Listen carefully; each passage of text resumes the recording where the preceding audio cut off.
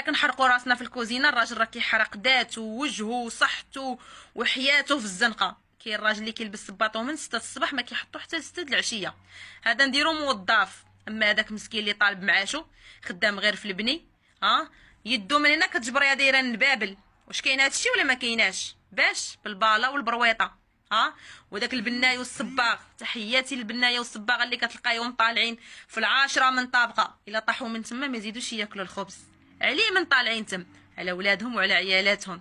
تجي انت وتقول لهم ما تدخلوش الكوزينه وما تطيبوش لرجالكم ولولادكم.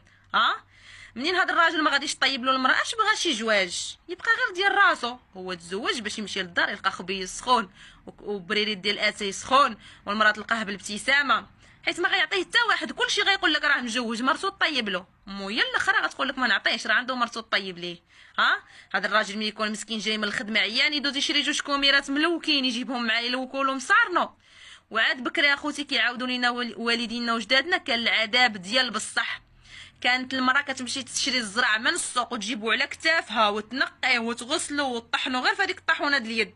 شنو سميتها اخوتي هذيك اللي كدور هكا، وتعجن وتعطي لولادها وتعطي الراجل خبيه سخون وماكله سخونه.